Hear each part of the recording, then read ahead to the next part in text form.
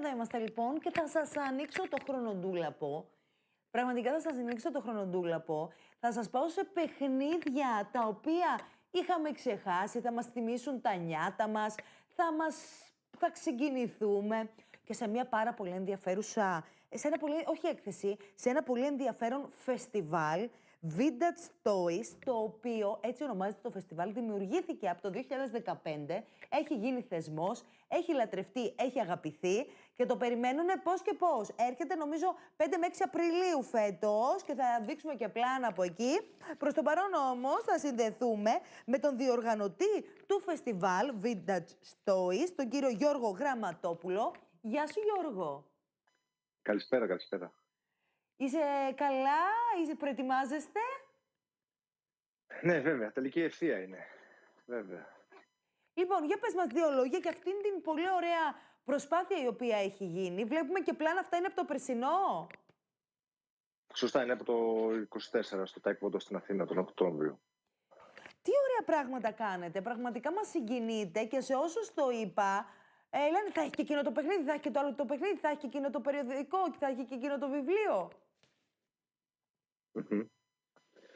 Ναι, η έκθεση είναι τελείως μοναδική.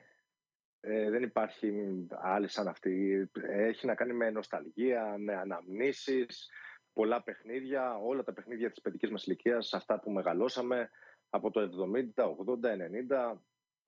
Οπότε είναι κάτι τελείως μοναδικό. Πώς γεννήθηκε αυτή η ιδέα, πες μας λίγο. Κάπου το 2008 ανακάλυψα ένα παιχνίδι στο διαδίκτυο το οποίο είχα και εγώ μικρός. Δυστυχώς δεν το είχα κρατήσει, οπότε μπήκα έτσι σε μια διαδικασία αναζήτησης να βρω να το αποκτήσω. Έτσι άρχισα να μαζεύω τα παιχνίδια που είχα μικρός. Κάποια στιγμή το 2014 έκανα ένα group στα social και είδα ότι δεν είμαι ο μόνος που ψάχνει τα παιδικά του παιχνίδια. Μαζευτήκαμε πάρα πολλές χιλιάδες συλλέκτες, ας το πω, νοσταλγικοί. Και το 2014, μάλλον το 2015, έκανα την πρώτη κίνηση να κάνω μια έτσι μικρή έκθεση στο κέντρο της Αθήνας. Μαζευτήκαμε με 8 συλλέκτες. Απλώσαμε τα παιχνίδια τα οποία είχαμε από παιδιά ή βρήκαμε, ας πούμε. Και είδα ότι υπήρχε απήχηση. Δηλαδή, πολύ δυνατή απήχηση. Χωρίς διαφήμιση, χωρίς τίποτα. Ο κόσμος μπήκε, τα είδε, χαμόγελα. Οπότε κάθε χρόνο και καλύτερα. Πάντως, αυτό όχι κάθε χρόνο και καλύτερα, πλέον έχει φτάσει σε ένα πάρα πολύ μεγάλο επίπεδο. Γιατί οι συλλέκτες από όλη την Ελλάδα, νομίζω και από το εξωτερικό, αν δεν κάνω λάθος, έρχονται για να συμμετάσχουν, έρχονται για να δούνε. Κόσμος που δεν γνωρίζει τα παλαιότερα έρχεται για να τα μάθει. Δηλαδή έχετε και πάρα πολλούς θεατές, πάρα πολλούς επισκέπτες. Και συν της άλλης έχετε και μουσικά σχήματα τα οποία συμμετάσχουν, τραγουδιστές που εντάσσονται σε όλο αυτό τη γιορτή των Vintage Toys, αν θέλετε. Ναι, εντάξει, πέρσι η έκθεση τον Οκτώβριο που έγινε στην Αθήνα έγινε στο Taekwondo, που ο χώρος μας βοήθησε, ήταν αρκετά μεγάλος να έχουμε ένα live stage, οπότε φιλοξενήσαμε τον Ντουρνά, τον Πασχάλη, είχαμε μαγικά, είχαμε κούκλο-θέατρα, είχαμε διάφορα cosplay διαγωνισμούς. Ναι, όντως, εντάξει, έχει φτάσει σε ένα επίπεδο πάρα πολύ καλό. Έρχονται και επισκέπτες από το εξωτερικό και κάποιοι εκθέτες. Με τις περσινές μετρήσεις, όσο μπορέσαμε να κάνουμε, είναι η δεύτερη μεγαλύτερη στην Ευρώπη. Εντάξει, καλά είναι. Τα παιχνίδια από τι απαρτίζονται? Από παζλ, από ξύλινα ποδοσφαιράκια, από λούτρινα, κούκλες, ψηλικά? Ας πούμε, εγώ προσωπικά μαζεύω ό,τι είχα την εποχή του 80. Είτε είναι λούτρινα, είτε είναι τηλεκατευθυνόμενα, είτε είναι επιτραπέζια. Κάποιος μαζεύει μόνο επιτραπέζια.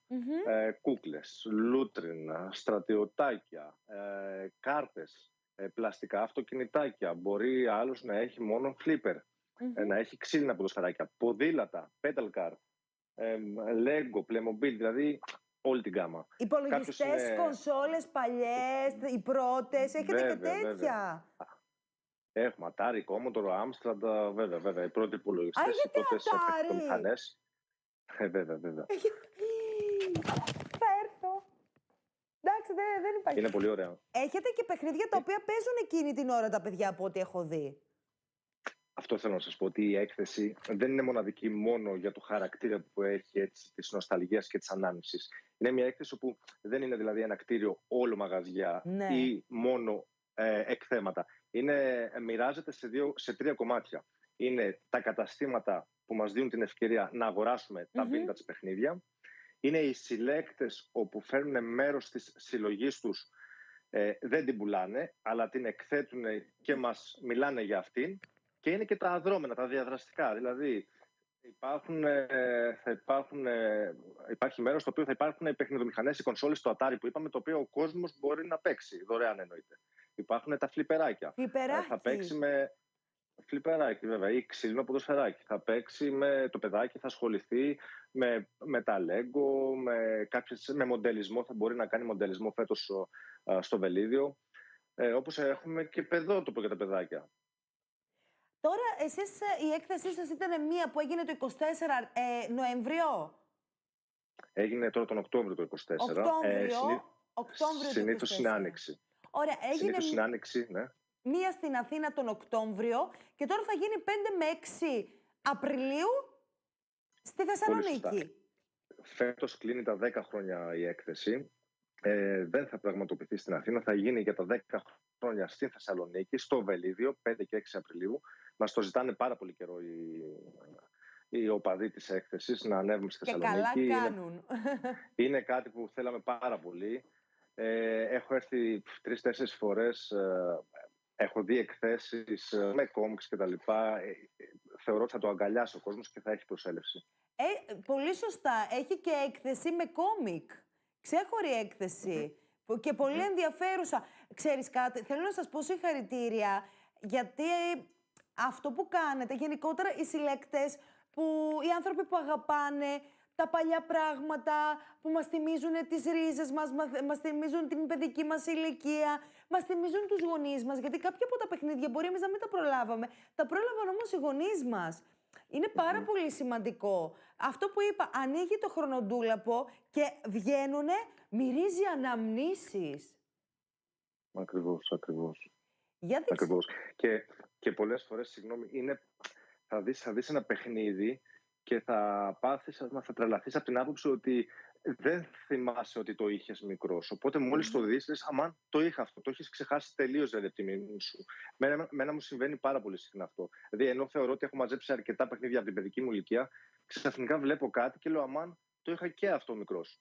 Θα σε πάρω τηλέφωνο μετά, ψάχνω ένα παιχνιδάκι που ήταν ηλεκτρονικό, ένα μικρό, και είχα υπό την προστασία μου κάτι, Τέλος πάντων, θα σε πάρω να σου το εξηγήσω. Άμα το έχετε, παιδιά, το θέλω.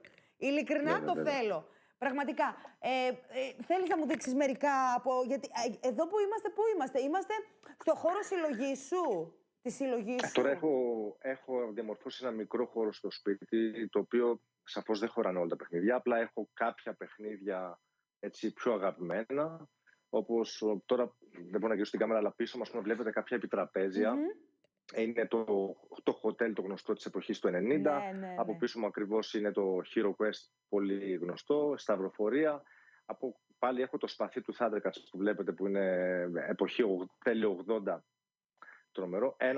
Βασικά ο πρώτος μου υπολογιστής θεωρείται laptop, αλλά είναι λίγο πιο μεγάλο. Ναι, έχω αρκετά παιχνιδάκια εδώ πέρα. Και κάτι τελευταίο θέλω να σε ρωτήσω. Πώς προστατεύονται αυτά τα παιχνίδια, δηλαδή πώς μπορείς να τα προστατεύσεις, να μην χαλάσουν από την πιθανή υγρασία, από πιθανά καιρικά φαινόμενα, από την παλαιότητα?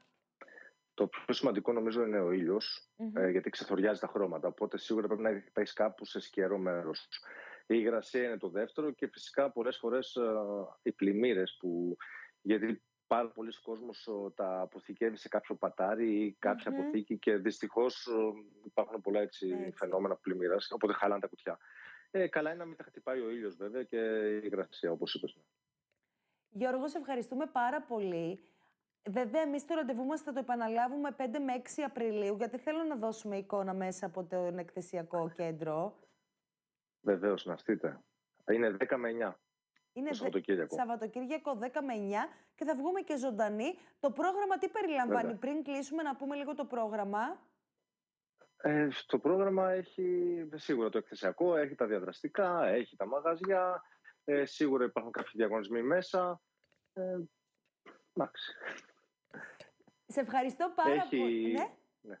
Όχι, θέλω να πω, δεν είναι μια έκθεση που θα μπει και θα βγει, δηλαδή σε 5-10 λεπτά έχει τελειώσει. Είναι μια έκθεση που αξίζει να έρθει ο μπαμπάς, η μαμά, μια οικογένεια, ο παππούς με το παιδάκι, το εγγονάκι. Είναι μια έκθεση που θα σε κρατήσει. Αυτό είναι το μόνο σίγουρο. Θα κρατήσει όχι μόνο τους μικρούς και τα μεγάλα παιδιά. Γιατί νομίζω τα μεγάλα παιδιά πιο πολύ το χαίρονται. Ναι, βέβαια. Σε ευχαριστώ πάρα πολύ. Θα τα ξαναπούμε εκείνο το Σαββατοκύριακο πάλι ζωντανά. Είσαι εξαιρετικός. Να συνεχίσετε έτσι. Να είστε καλά. Γεια σου Γιώργο μου. Αυτά λοιπόν 5 με 6 Απριλίου στη Θεσσαλονίκη, στο Βελίδιο, αυτή η πολύ ενδιαφέρουσα, αυτό το πολύ ενδιαφέρον φεστιβάλ Vintage Toys. Ειλικρινά, όταν το άκουσα, σαν μικρό παιδάκι έκανα. Πήρα τον Γιώργο και τον ρωτούσα: έχεις και εκείνο, έχεις και το άλλο, έχεις και το. Μας θυμίζει. Όταν ήμασταν παιδάκια. Λοιπόν,